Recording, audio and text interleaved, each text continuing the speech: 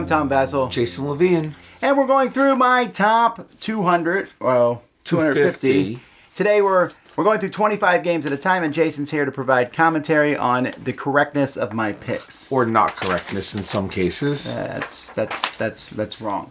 All right, so today we're going through 175 through 151. So here we go. Number 175 is my favorite of the Uwe Rosenberg Tiling trilogy. It started with Cottage Garden, there's Spring Meadow, and Indian Summer was the second. My favorite is Cottage Garden.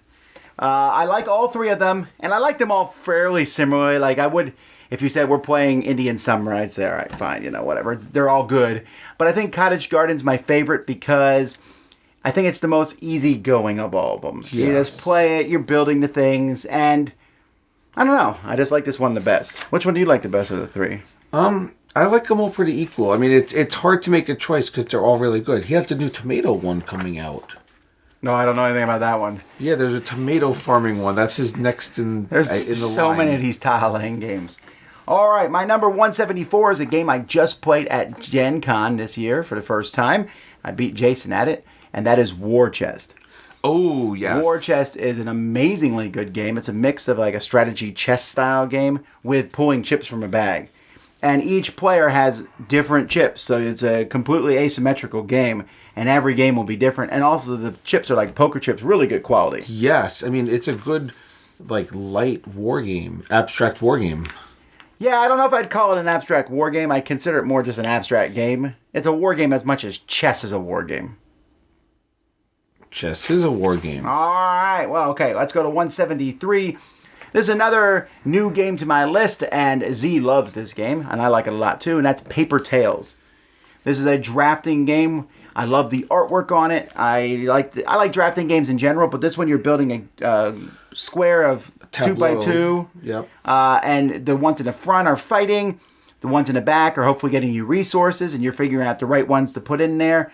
And you fight with your neighbors. It has a lot of similarities to Seven Wonders.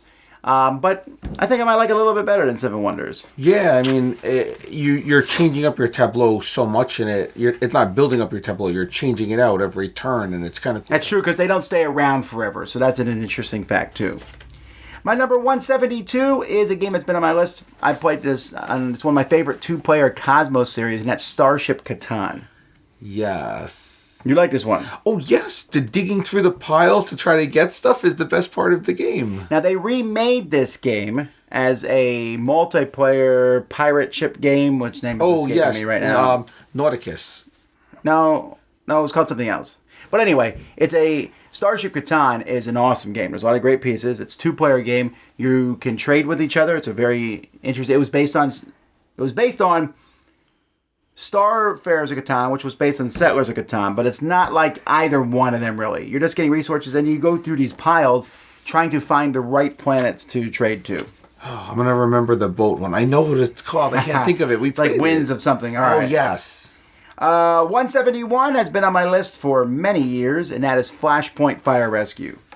The idea of rescuing people from fire is a great one.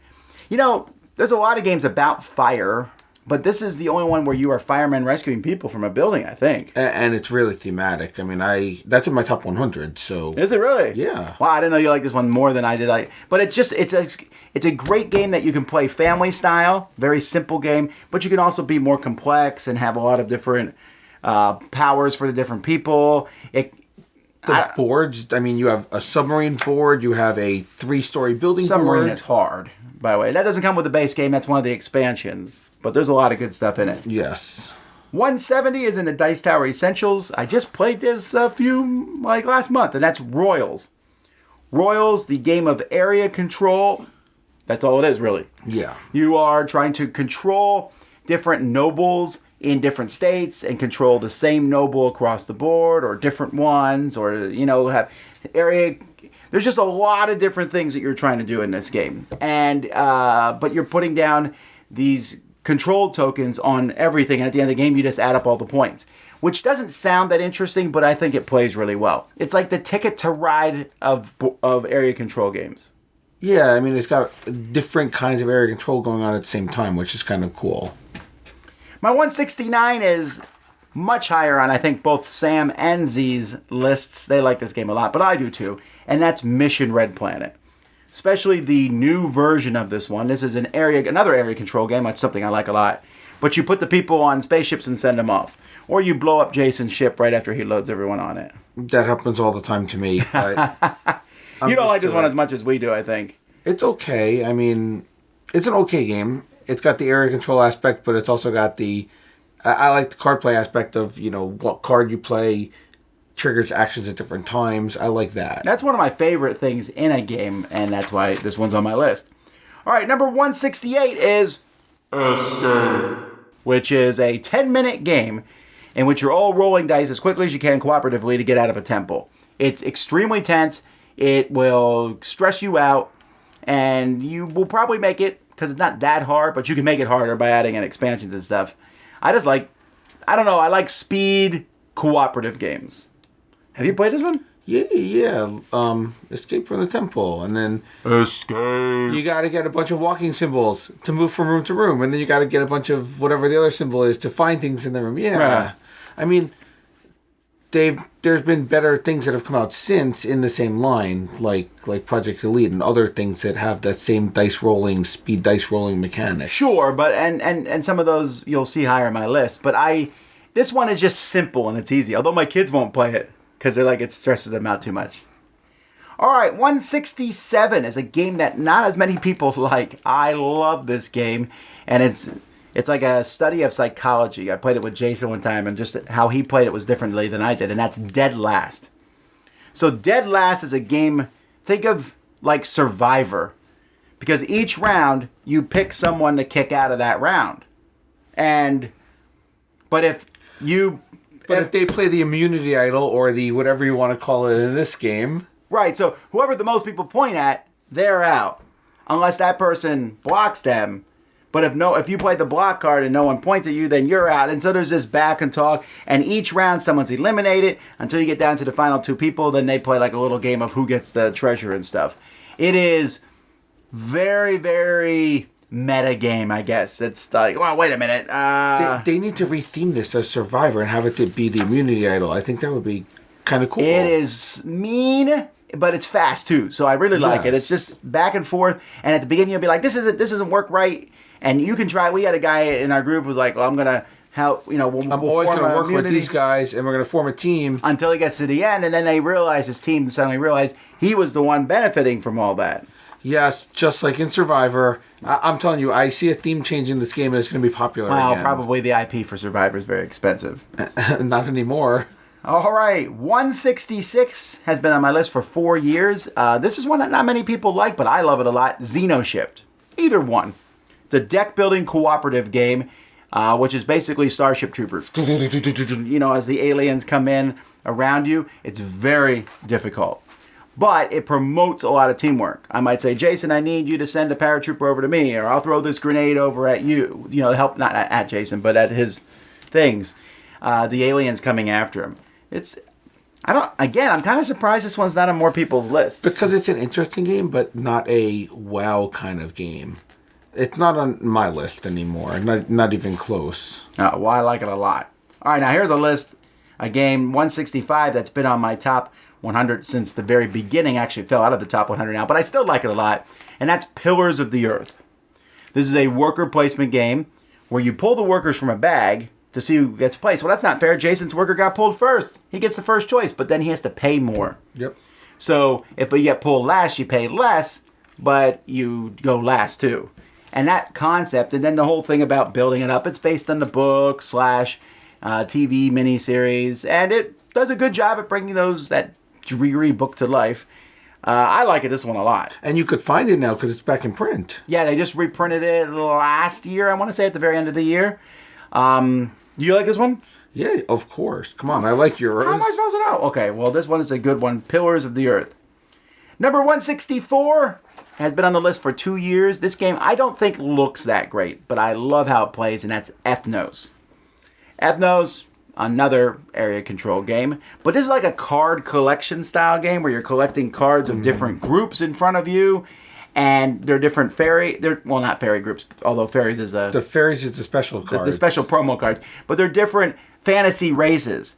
And there's going to be different ones in each game. So each game's going to play differently. If you're playing with the giants, you want to have a lot of giants to control them. You know, if you're playing with the halflings, there's just a ton of them in the deck, and but they're worth less for area control purposes. This game is really well done. I just think it looks kind of boring on the table. You don't care how games I'm look. telling you could play with cardboard pieces, and if the game is good, it's good. And this is a game, it doesn't matter if they're these little, like, half-dome little plastic things. This is a good game. All right. 163 was on my list last year. This is a game I don't think you've played, actually, and that's called Bitter Up. Although I'm pretty sure you played the game that it's based on, You're Bluffing. I played both, because we played Bitter Up. Oh, did we? Okay. Yes. Well, I don't remember every game. Bitter Up is based on the You're Bluffing game, which has been a card game that I've loved for a really long time. But Bitter Up has replaced You're Bluffing for me because it adds like a little bit of a board game.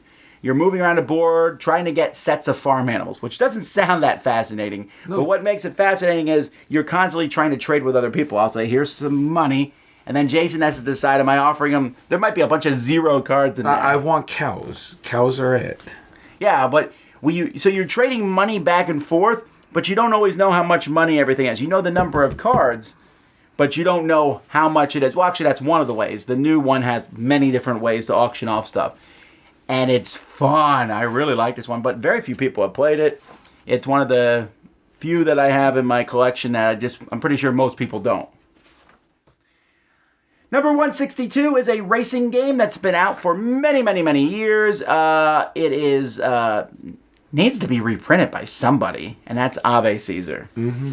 Now, you played Ave Caesar probably at conventions many times, right? It's like a convention game. Many times. See, the thing about Ave Caesar is you're racing around a track, and you play cards, but Ave Caesar, you can essentially stop your chariot in front of somebody else, and then they can't move. Them, yes.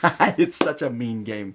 But it's also mean, and it's kind of one of those games that's mean, but you're always mean. You're always blocking everybody all the time. So it's not like you're going out of your way to attack one person. Just everyone blocks everybody. Yeah. But it all comes together, I think, in a really fun time. It's kind of like the sister game. It's older than, or I don't know if it's older than Downforce. Well, the original Downforce.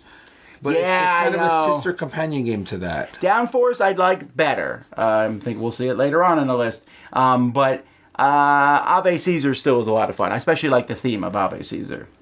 All right, number 161 is one of my favorite trick-taking games of all time, and that is David and Goliath. Yes. This game, if you've never played it, you got to try it out. If you like trick-taking games at all, David and Goliath, there are 6 different colors in the game, and when you play a color, everyone else has to play the same color. Unless they can't, then they can play any color they want.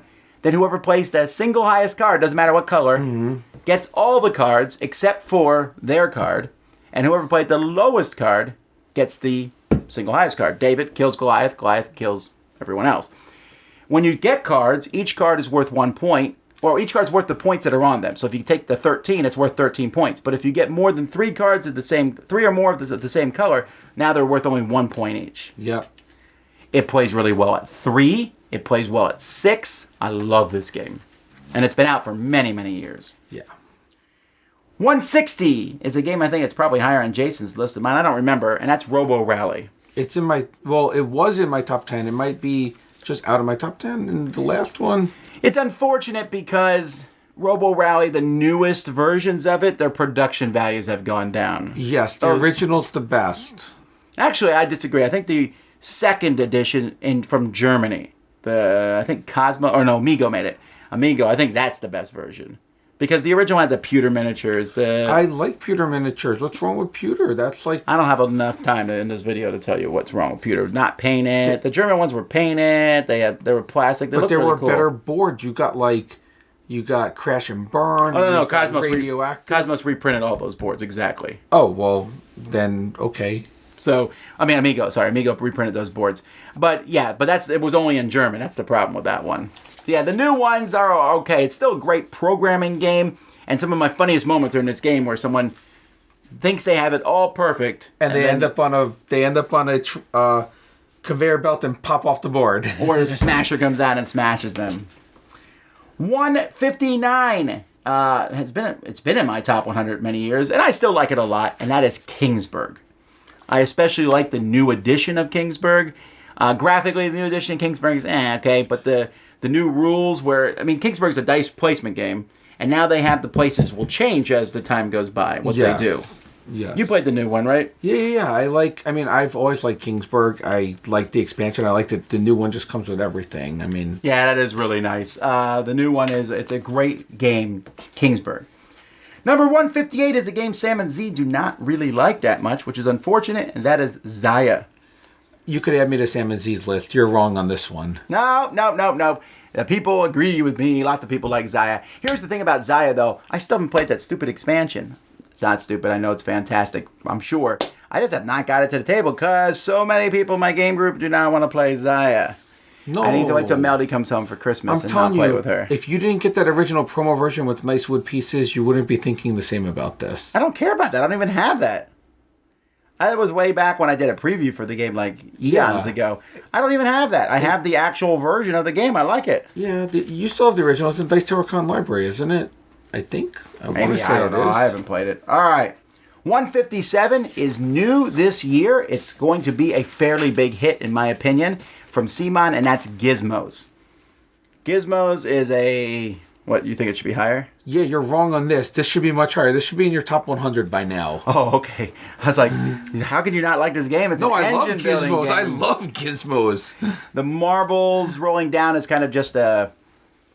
It's like, almost like a gimmick when you see the marbles in this game, but you are taking these marbles... It's not a gimmick. No, but I'm saying you don't need to have them roll down that chute. You could just have a bunch of tiles in a row or whatever. But it's a cool gimmick. But it's the game is not even the marbles. The game is this machine that you're building, and I do this, and when I do this, I get to do this, and you make... And I never win GIZMOS because I get so caught up in making a cool machine that I don't get enough points to win. I love GIZMOS. GIZMOS, when I do my next top 100... It's going to be in there. All right. 156 is one of the few games that I like that most people have never played, and that's On the Underground. On the Underground is a game, and actually, if you ever do play it with only 2 or 3 players. It's a subway map of England, and there's one passenger, and you're just trying to move him around the board, but you want him to take your subways. He's super lazy, so he'll take the easiest route where he doesn't have to walk or change subway, because no one likes to do that. But it's thinky, as you place these out and you're watching where he goes, and you're like, all right, he'll go to my route and go this way and give me points. I really like this game. So do I. I mean, that was when Rio Grande was the only company really putting out games. Yeah, I think this one was originally from England. I want to say it wasn't the Ragnar Brothers, but I forget the company that made it originally, but I like it a lot. 155 has been on my list for a long time. The first time I played it, I didn't like it, but every game after that, I've been just amazed by it, and that's Vegas Showdown. Now, this is another one where the latest versions, or any of the versions, actually are very poor quality. Vegas Showdown it could look so much better. Yes. Paper boards and stuff. But you're building a casino, and this casino is it's fun to build. You're auctioning off. It has a cool auction mechanism that you've seen in other games like Amun-Re. And where you're putting out, it gives you the numbers that you bid on everything. Just a fantastic game. It is. It's my favorite casino game. Okay. I'm trying to think if there's a better one, but we'll see. 154 is a game that I love playing, and I'll play often, and that's Dice Town. Yes. Dice Town, you have a cup of dice. They're poker sides. You slam them on a table, and then you're slowly keeping a couple dice or more dice and building a poker hand. And then whatever you build will give you gold nuggets or let you rob the bank or give you land. And there's just different ways to get points. And it's just fun to roll the dice. It's like... It is. If you like Yahtzee, this just kills Yahtzee. Yes. This was one of the first Yahtzee variant-y kind of games, but with a real game involved. Number 153 for me is a stock market train game, which Jason probably has like 50 of those that this could be. But this one's a very light one, and I love it. 18X? No, MOGUL. MOGUL is a very light game where you have these train stocks in the middle, and you basically throw a coin in to stay in the auction. Or you say, I'm out of this auction, then you take all the coins that are in the middle. Yeah. So it's a little similar to No Thanks, but there's more of a game. And Rio Grande published a new version of it a year or two ago that added a board to the game. And the big bowl. Well, yeah, I don't care about the big bowl, but they kind of upped the ante on the game. I like it a lot. All right, let's see. 152. Sam likes this one more than I do, but I still think it's fun. Exodus Proxima Centauri. Wrong again. Well, that's because we banned you from playing with us. Because you nuked everything. Well, I broke the game. They had to rewrite the rules. Well, they fixed the rules. I immediately emailed them after Jason broke the game. This just came out with a new expansion. The factions for the game. This is like a Twilight Imperium 4, but on a lower level, an easier level. It's like more like a 3-hour game rather than a 6-hour game. But if you want that TI4 experience, just play TI4. But what if I don't have 6 hours? Then you can play other games. All right, last one for this list. It's a little higher than KINGSBURG, even though they're very similar. What would it be? What game gets compared to KINGSBURG more than any other? A dice placement game in space. Alien Frontiers. Oh, yeah. Alien Frontiers. You like Alien Frontiers better or KINGSBURG better? Well, one's in my top 100, one isn't. Let's see if you remember. I don't remember. Alien Frontiers is in my top 100. I like them almost the same. You can see they're very close to each other. Alien Frontiers has the factions where you have your own thing that you can do. That kind of elevates it a little higher for me. And also I like the theme. And it just looks amazing on the table. Yes. And there's a lot of expansions, a lot of things that add to the game. Yeah, there's so many. I haven't even played most of them. At some point, I'll probably get the Alien Frontiers big box with everything in it or something. But a lot of fun. All right, we're down to the last 50 before we get to the top 100. We'll see you next time. I'm Tom Vasel. Jason Levine. See you next time.